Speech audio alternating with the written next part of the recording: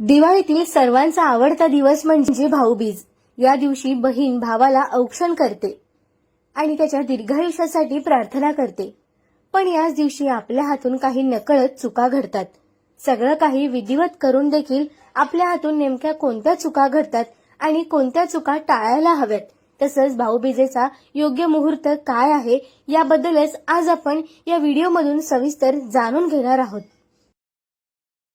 नमस्कार, मी आदित्य दीपक जोशी गुरुजी। आज आपण माहिती करून घेऊया भाऊबीज हा सण कसा साजरा करावा। आज आपण माहिती करून घेऊया। भाऊबीज हा जो सण आहे, भाऊ आणि बहिणीचा विशेष त्याला प्राधान्य दिलं जातं। तर भाऊ आणि बहिणीमध्ये चिरकाल असंच नातं राहावं, दोघांमध्ये समंजसपणा राहावा, याकरिता आपण एका प्रकारे भावाला बहीण औक्षण करते।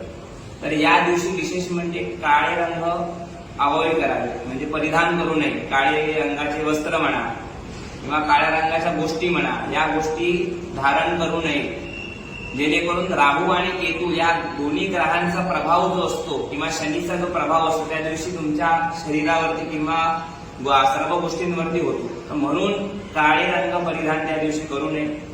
आणि विशेष म्हणजे मुहूर्त कधी आहे, तर मुहूर्तामध्येच भावाला औक्षण करावे, कारण की औक्षणाचं मागचं कारण असं सांगितलेलं आहे की जेणेकरून भावाला दीर्घायुष्य मिळावं, मार्कंडेय ऋषींचा एका प्रकारे आशीर्वाद मिळावा, सप्तचिरंजीवांचा आशीर्वाद मिळावा, याकरिता एका प्रकारे भावाला औक्षण केलं जातं। तर मुहूर्त असा आहे की 10:51 नंतरून दुपारी 2:15 पर्यंत 3:15 पर्यंत मुहूर्त आहे।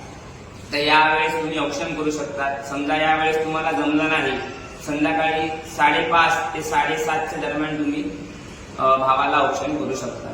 तर औक्षणामध्ये दिवा असणं गरजेचं आहे, एक सुवर्णाची अंगठी, सुपारी आणि एक सुट्टा नाणं असणं गरजेचं आहे। हळदी कुंकू आणि अक्षता यांनी औक्षण तुम्ही भावाला करू शकता।